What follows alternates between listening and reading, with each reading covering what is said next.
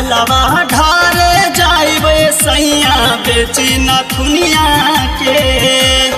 जलवा ढारे जाइबे सैया बेची नथुनिया के। एक बार दिखा दीजे बनौले बदुनिया के। अरे एक बार दिखा दीजे बनौले बदुनिया के। जलवा ढारे जाइबे सैया बेची नथुनिया के। जलवा ढारे जाइबे सैया बेची नथुनिया के। एक बार दिखा दीजे बनौले बदुनिया के। अरे एक बार दिखा दीजे बनौले बदुनिया के।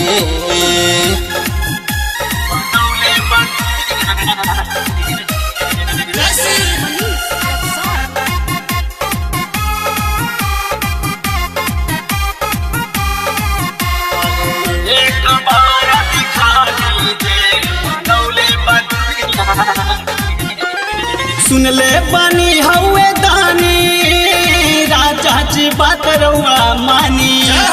कन्हवा पलाई के कावा साथ रउआ चला तानी। सुन ले बनी हवे दानी राजा जी बात रउआ मानी। कन्हवा पलाई के कावा साथ रउआ चला तानी। कन्हवा पलाई के कावा साथ रउआ चला तानी। बैजू धाम घुमा दी बतिया मनली कनिया के। बैजू धाम घुमा दी बतिया मनली कनिया के। एक बार दिखा दीजे बनौले बदुनिया के। अरे एक बार दिखा दीजे बनौले बदुनिया के। बनौले बदुनिया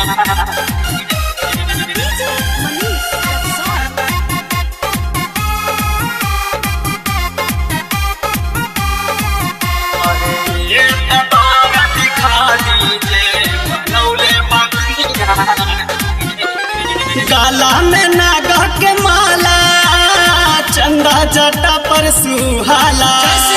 देखी कंवरियन के मेला मनवा बड़ा हरसाला। गाला में नागा के माला चंदा जटा पर सुहाला। देखी कंवरियन के मेला मनवा बड़ा हो रसाला। देखी कंवरियन के मेला मनवा बड़ा हो रसाला। बोलबम बोलत चलल जाई पी के भनिया के। बोलबम बोलत चलल जाई पी के भनिया के। एक बार दिखा दीजे बनौले बदुनिया के। अरे एक बार दिखा दीजे बनौले बदुनिया के।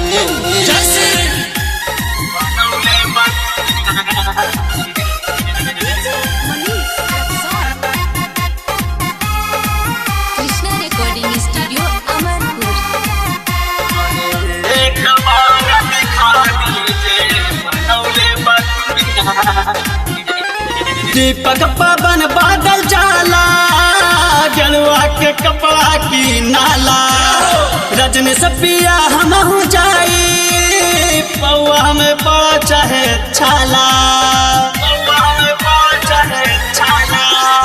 दीपक पवन पंचा जाला जलवा के कपड़ा की नाला। रजनी से पिया हम जाई पौआ में पड़ चाहे छाला।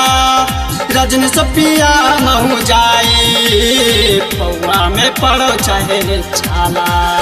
हमहू जल चढ़ाई बसनली औघड़ दनिया के। हमहू जल चढ़ाई बसनली औघड़ दनिया के। एक बार दिखा दीजिए बनबले बा दुनिया के। अरे एक बार दिखा दीजिए बनबले बा दुनिया के।